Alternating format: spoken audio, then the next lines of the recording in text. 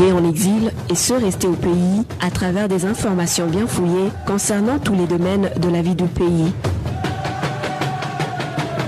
Le magazine Humura Burundi est diffusé sur le web via le site de la RPA www.rpa.bi. Humura Burundi.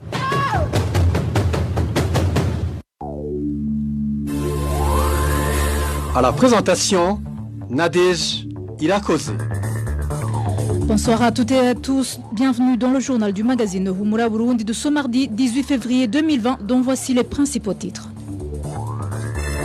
Le parti UPRONA s'insurge contre les propos du président de la commission Vérité et Réconciliation qui accuse ce parti d'être à l'origine des massacres de 1972. Ces accusations ont des mobiles politiques selon Gaston Sindimou, président du comité d'orientation de ce parti. Le Burundi figure parmi les 4 pays d'Afrique qui viennent d'homologuer un vaccin anti-Ebola, ce qui permettra la distribution de ce vaccin dans les autres pays africains exposés à cette maladie. Dans ce journal, nous vous parlerons aussi des enseignants du lycée Rugombo en province Chibitoke qui accusent le directeur de cet établissement de mauvaise gestion. À la cabine de son Fabrice Ndimurukundo, Emile Niwasumba assure la prise d'image. Dans un instant, le développement de ces titres. Encore une fois, bienvenue en page sécurité. 2 personnes ont été blessées dimanche dernier lors des échauffourées entre les Imbonerakure du parti CNDD-FDD et les membres du parti CNL en commune Gisuru de la province Ruyigi. Les 2 blessés sont hospitalisés à l'hôpital de la commune Gisuru. Le point avec Balthazar Miwuro.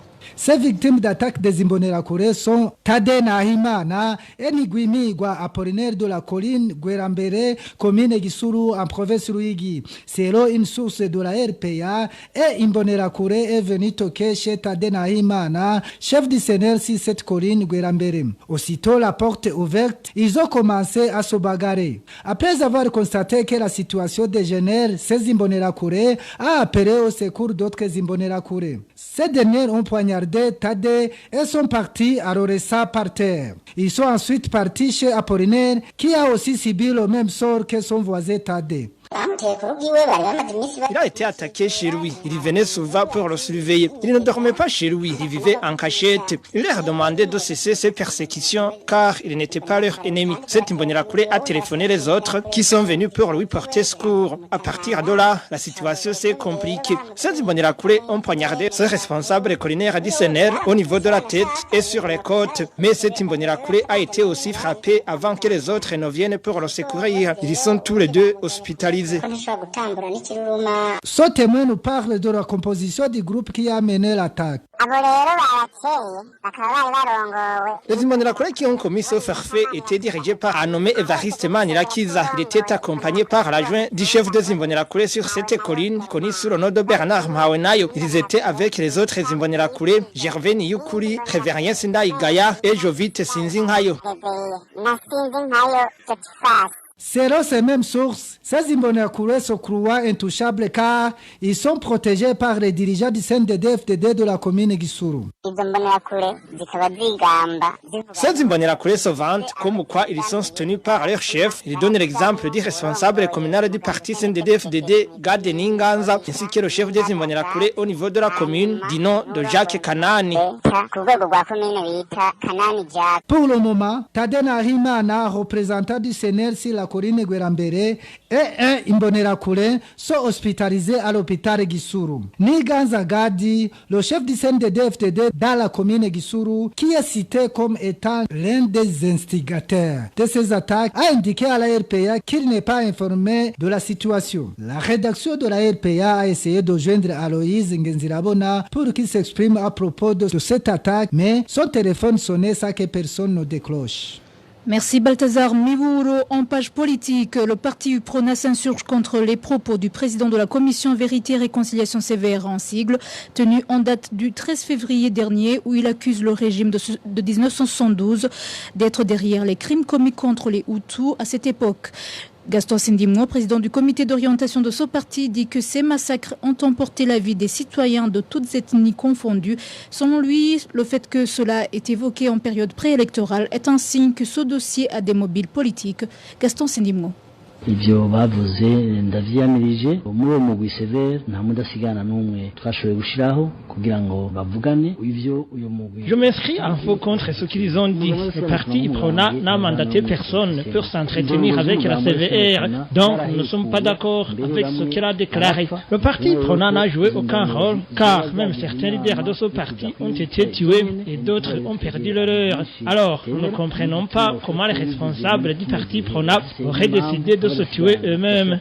La commission Vérité et Réconciliation aurait une raison que nous ignorons de déclarer cela en cette période, mais nous savons très bien qu'il y a des Hutus et des Tutsis qui ont été tués en 1972, de même qu'en 1993. Il y a des gens qui pensent que les membres du parti IPRONA sont des Tutsis seulement. Peut-être que la CVR a fait ainsi puisqu'elle aurait constaté que la situation commence à changer et qu'elle n'apprécie pas ce changement. En 1972, il y a des Tutsis qui croyaient qu'ils allaient être sauvés par d'autres Tutsis et les Hutus d'eux-mêmes. Les Burundais ne veulent plus retourner dans ces histoires de Hutus et Tutsis. Au contraire, les membres de cette commission auraient dû apprécier l'œuvre du parti IPRONA qui a pu sauver ce qui était à sauver. Je pense qu'il y a un autre agenda caché. Pourquoi font-ils cela en ce moment où les élections approchent? Je crois que cela se fait pour des mobiles politiques.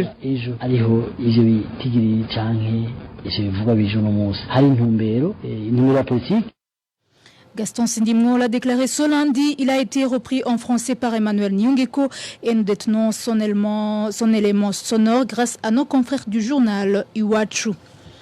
Toujours en page politique, 5 jours viennent de s'écouler que le gouvernement burundais ait refusé d'octroyer les documents de voyage à certains politiciens burundais qui souhaitent regagner leur pays natal. Toujours en attente dans la capitale ougandaise, ces politiciens indiquent qu'ils vont attendre jusqu'à ce que le gouvernement burundais se ressaisisse et les laisse rentrer au Burundi. Vicky Chris Nineretse. Ces politiciens qui voulaient regagner leur pays natal totalisent aujourd'hui 5 jours à Kampala, la capitale ougandaise. Ils ont été interdits de mettre le pied dans les bureaux de l'ambassade du Burundi en Ouganda pour solliciter les papiers de voyage. Dans l'interview accordée à la radio BBC, Jérémy Ngendakumana, l'ancien président du parti au pouvoir CNDD-FDD, qui est parmi ces politiques à qui on a refusé des documents, dit ne pas comprendre la raison de la mesure prise par l'ambassadrice du Burundi en Ouganda. Nous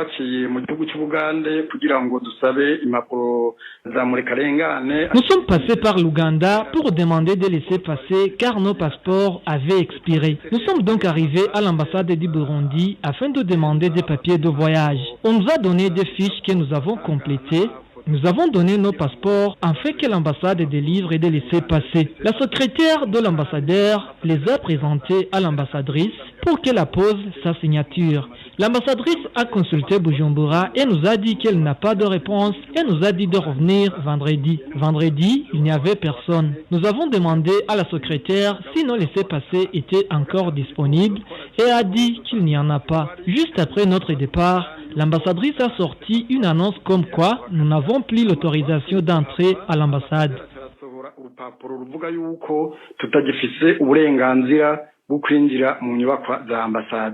Néanmoins, Jérémy Ngendakumana espère que le gouvernement du Burundi pourrait se ressaisir. Je me dis que nous allons patienter un peu et attendre pour voir s'ils vont changer de position et nous laisser rentrer au Burundi. Contacté à ce propos, les responsables du bureau de l'ambassade du Burundi en Ouganda, le secrétaire de l'ambassade nous a répondu en ces termes. Je ne sais pas de quoi vous parlez. Je n'ai même pas vu cette liste. Mais je peux vous brancher avec l'ambassadeur adjoint pour que vous le lui demandiez. Nous avons essayé de joindre l'adjoint de l'ambassadrice du Burundi en Ouganda, auquel la secrétaire d'ambassade nous a envoyé, mais son téléphone sonnait sans que personne ne décroche. Vous saurez que Vincent Garuungu est parmi les politiciens qui figurent sur la liste des personnes auxquelles l'ambassade burundaise en Ouganda a refusé ses documents et dit qu'il n'a pas mis son pied dans la capitale ougandaise pour solliciter ses papiers, mais qu'il souhaite lui aussi rentrer dans son pays natal comme ses camarades. Merci Vicky Chris. Nineretse, toujours à ce propos, la Constitution de la République du Burundi autorise la liberté de mouvement à tout Burundais. C'est le point de vue d'Abraham Balengaya, porte-parole du parti CDP. Pour lui, ce serait paradoxal que le pouvoir de Gitega refuse le droit de rentrer au pays à un groupe de politiques burundais alors qu'il ne cesse d'appeler les réfugiés burundais à revenir dans le pays. Écoutez plutôt Abraham Balengaya, porte-parole du parti CDP. Tout Burundais a la liberté d'aller et venir, donc de sortir du pays et revenir dans son pays. Le retour au pays natal est un droit reconnu par la Constitution de la République du Burundi. Qu'un Burundais ou bien que des Burundais ou encore que des politiciens qui veulent rentrer dans leur pays natal soient empêchés de regagner leur patrie, nous pensons que cela est quelque part un peu incompréhensible, d'autant plus que nous-mêmes, dans le cadre du parti CDP, nous avons eu, il n'y a pas 2 mois que nous avons regagné la nation, nous sommes bien arrivés, nous ne sommes pas dérangés jusqu'à ce jour, la sécurité nous est assurée, donc nous ne comprenons pas en tout cas pourquoi plutôt une telle situation. Ce qui est plutôt important à savoir, c'est de pouvoir se renseigner, prendre connaissance des raisons qui auraient prévalu à ce refus par l'ambassadeur du Burundi en Ouganda. Pourquoi elle a eu à poser un tel acte? Peut-être il y a eu des raisons. C'était Abraham Balengaya, porte-parole du parti CDP. Et pour clôturer cette page politique, collecte et validation des insignes qui caractériseront chacun des partis politiques ainsi que les candidats indépendants engagés dans les prochaines compétitions électorales au Burundi. Ce travail a été organisé ce mardi par la Commission électorale nationale indépendante. Parallèlement, la CENI a organisé un tirage au sort où les représentants des partis politiques ainsi que les candidats indépendants ont choisi au hasard les numéros d'ordre qu'occuperont leurs insignes sur le bulletin de vote, un bulletin qui sera unique.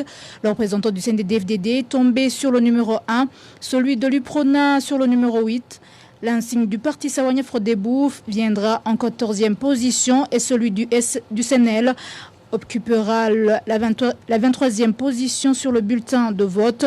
Le parti Sawanya Frodebou a fait savoir qu'il est satisfait du déroulement de cette rencontre organisée par la Commission électorale nationale indépendante, mais déclare que certains partis politiques ont présenté des insignes qui ressemblent beaucoup à celui du parti Sawanya Frodebou.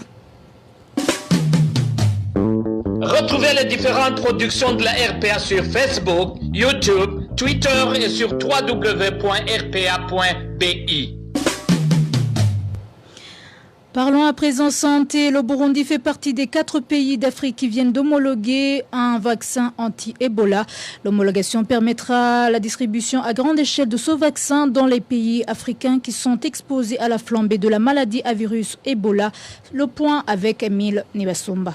C'est le vaccin Ervebo qui a été homologué par le Burundi, la République démocratique du Congo, le Ghana et la Zambie. Dans son article de ce vendredi, l'Organisation mondiale de la santé explique que l'homologation de ce vaccin signifie que le fabricant peut constituer des stocks et distribuer largement ce vaccin dans les pays africains, les pays exposés au risque de flambée de maladies à virus Ebola. Dans les 4 pays où ce vaccin est homologué, son utilisation ne sera plus soumise à des essais cliniques ou à d'autres protocoles de recherche. Il suffit tout simplement qu'il soit disponible pour ensuite être utilisé. Ce vaccin était jusqu'ici utilisé principalement en République démocratique du Congo. Il y a 3 mois, l'OMS a préqualifié ce vaccin injectable qui s'est révélé efficace à 97,5% selon les résultats d'études préliminaires. L'approbation rapide du vaccin anti-Ebola par des pays de la région africaine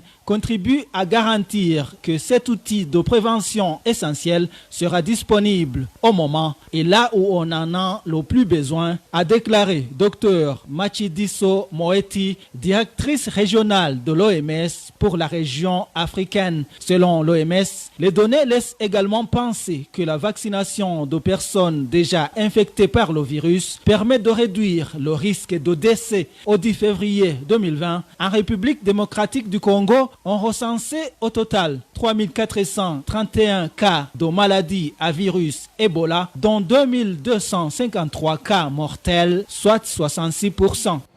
Merci Emile Nibasumba. L'ambassadeur de la Chine au Burundi demande aux étudiants burundais qui sont rentrés de la Chine de ne pas se déplacer. C'est dans le cadre de la prévention contre l'épidémie de coronavirus. Lors de la conférence de presse tenue ce lundi, l'ambassadeur Ling Shanglin a fait savoir qu'il continue à collaborer avec les responsables du ministère de la Santé publique afin de renforcer les stratégies de prévention contre cette épidémie. Suivez l'ambassadeur Ling Shanglin. J'aimerais profiter de l'occasion pour livrer un message rassurant vis-à-vis des étudiants burundais qui se trouvent en Chine et qui sont rentrés au Burundi. Mon message est destiné également à leurs parents au Burundi. Des étudiants burundais qui sont rentrés récemment au Burundi. Il y a quelques jours, j'ai fait une visite d'inspection à l'aéroport international Ndadaye de Bujumbura et aussi à l'hôpital Prince Régent Charles. J'ai été accompagné par mes collaborateurs de l'ambassade, par des responsables du ministère de la Santé publique, par des officiels de l'Organisation mondiale de la santé. Ceci pour m'enquérir de la situation. L'ambassade de Chine a même installé dans le hall un affichage donnant des conseils aux passagers en provenance de la Chine. À l'aéroport, on m'a appris qu'il y a des étudiants burundais qui sont rentrés au Burundi depuis le 1er février. J'aimerais leur dire ceci. Des mesures de précaution, des mesures de quarantaine s'imposent à eux. Ils sont recommandés de limiter leur sortie, de ne pas faire des visites, de ne pas participer au rassemblement et de prendre la température 2 fois par jour. Également, ils sont conseillés de maintenir une bonne communication avec leur université pour connaître la date de la rentrée des classes. C'était l'ambassadeur de la Chine au Burundi, Ling Shanglin. En page gouvernance, les citoyens qui exercent des métiers nécessitant l'utilisation des devises déplorent la mesure récente prise par la Banque centrale de fermer tous les bureaux de change des particuliers. Ces citoyens disent que cette mesure ne résout en aucun cas le problème de carence des devises qui s'observe au Burundi. Le point avec Éloge Divin, les Méchas.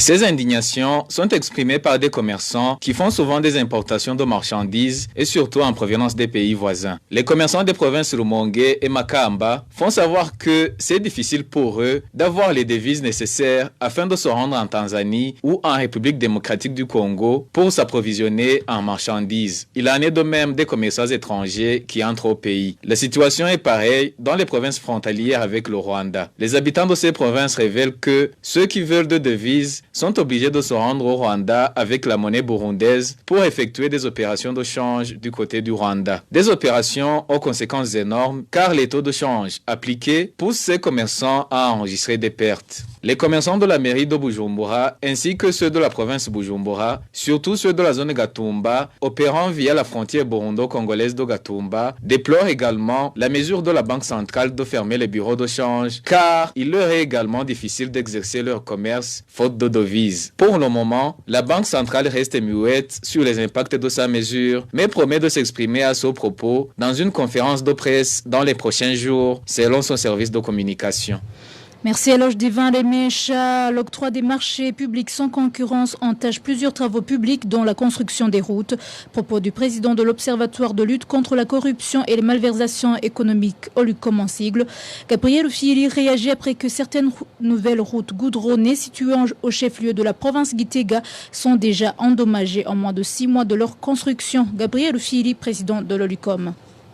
Les routes qui ont été réhabilitées par certaines sociétés n'ont pas été bien réhabilitées, d'autant point que ces routes commencent à devenir infréquentables. Cela, comme vous le savez, la conséquence des dossiers d'appel d'offres, malheureusement, qui sont rédigés sans tenir compte des réalités, mais dans la plupart des cas, ce qui se cache derrière, c'est la corruption ou les commissions qui sont données par ceux qui sont chargés à la réhabilitation de ces routes. Donc pour Oricom, nous voulons demander aux autorités compétentes de ne pas réceptionner ces routes pour que des évaluations puissent être faites avant que la réception définitive ou provisoire soit faite. Donc il est plus qu'urgent que l'argent des citoyens ne soit pas gaspillé comme ça sans tenir compte des travaux menés. Il est plus qu'urgent de tout faire pour que ces routes de Gitega puissent être convenablement réhabilitées et réceptionnées après avoir fait un audit pour que l'argent ne soit pas donné gratuitement. C'était Gabriel Usiri, président de l'Olucom. Après une courte pause, nous poursuivons avec la page éducation.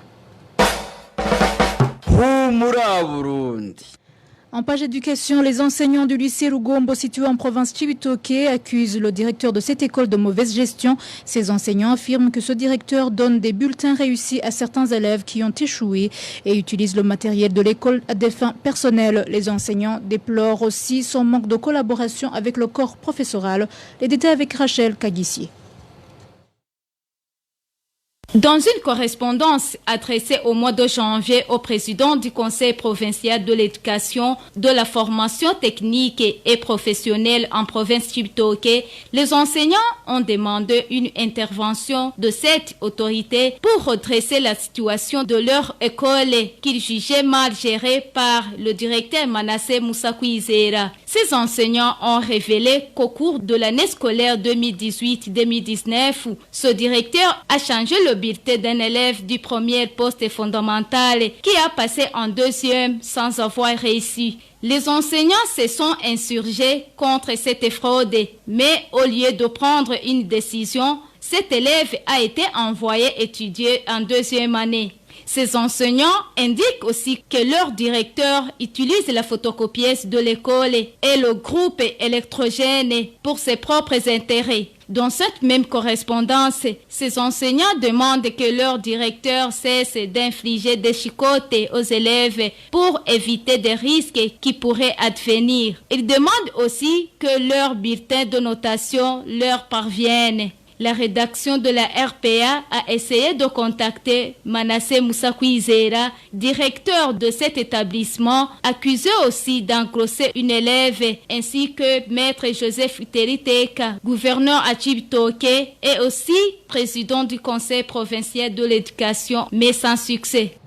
En page société, le délai fixé par le gouvernement burundais pour mettre fin à l'utilisation des sachets non biodégradables a expiré il y a de cela plus de 10 jours. Cette mesure n'a pas été respectée et l'usage des sachets s'observe partout dans le pays jusqu'aujourd'hui. Le point avec Walter Kwizera. Le décret du 8 août 2018 portant interdiction de la fabrication, de la commercialisation et de l'utilisation des sachets signé par le président de la République et le ministre de l'Environnement prévoyait un moratoire de 18 mois pour que les sachets ne soient plus utilisés sur le territoire national. Pourtant, ces sachets sont toujours utilisés. Dans la province Kirundo, l'interdiction de l'usage des sachets n'a rien changé. Pour les sachets, rien n'a changé. Les sachets sont toujours en circulation et ils sont vendus partout. Aucun administratif ne s'est présenté ici pour interdire l'utilisation de ces sachets. Moi-même, je viens de l'acheter car il n'y a pas d'enveloppe. Seuls les sachets sont vendus comme emballage. La situation est pareille dans la province d'Ongodi. Les habitants disent qu'ils n'ont pas d'autres emballages. À vrai dire, il n'y a pas d'enveloppe sac. On avait dit qu'on va remplacer les sachets par les enveloppes sac, mais on ne l'a pas encore fait. Partout, ils utilisent des sachets. Nous ne savons pas qu'on a augmenté le délai limite. La même situation s'observe dans la province Rumonge. À part certaines pharmacies qui utilisent les enveloppes sac, dans les boutiques et les marchés, les sachets sont toujours utilisés. Si j'essaie de voir, il n'y a aucun projet d'abandonner l'utilisation des sachets. Les sachets sont plus utilisés ici. Les nouvelles enveloppes sacs ne sont pas disponibles. À part les citoyens, les autorités du pays utilisent aussi les emballages en sachets quand elles octroient des aides à la population. L'exemple est celui de la province de Bubanza où Pascal Nyabenda, président de l'Assemblée nationale, a donné de l'aide emballée dans des sachets à la population de la colline Ndava Busongo. Pourtant, le délai limite limite de l'usage des sachets était fixée au 8 février 2020. Mais jusqu'à présent, leur usage continue partout dans le pays. Merci Walter Kwizera. Dernier dossier de ce journal avec la page réfugiés. Les chiffres des cas de paludisme commencent à chuter au camp de réfugiés de Nakival en Ouganda. Durant ce mois de février, le nombre de malades qui souffrent du paludisme a baissé de 20%. Les responsables du domaine de la santé au camp de réfugiés de Nakival disent qu'ils sont parvenus à ces résultats grâce aux efforts fournis par le HCR pour lutter contre cette maladie. Le point avec Inosa Valentin Singirangabo. En se basant sur les statistiques actuelles, un parmi les infirmiers de la clinique Awadjango du camp de Nakival affirmait que le taux de séroprévalence de la malaria a baissé ces derniers jours.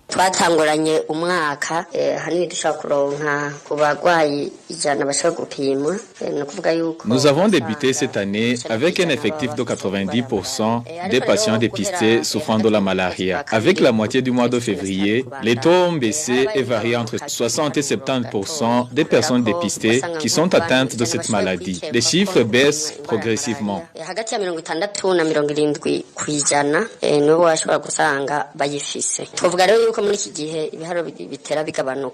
Les responsables de la santé dans ce camp affirment qu'ils sont parvenus à réduire la propagation de cette maladie grâce aux efforts fournis par l'OHCR dans la sensibilisation des réfugiés.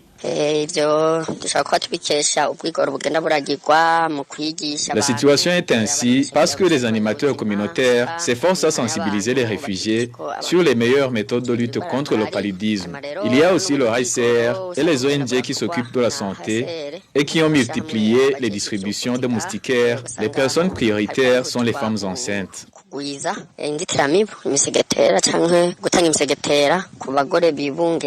L'épidémie du paludisme a commencé à se manifester au début de cette année au camp de Nakival, qui compte actuellement plus de 30 000 réfugiés burundais. Merci Nossa Valentin Singirangabo. Et voilà, c'est sur son reportage que nous clôturons le journal du magazine Humura Burundi de ce mercredi 18 février 2020. Merci de nous avoir suivis. Merci à l'équipe rédactionnelle, sans oublier l'équipe technique. À la présentation, vous étiez avec Nadège Lakodze. Excellente soirée à tous.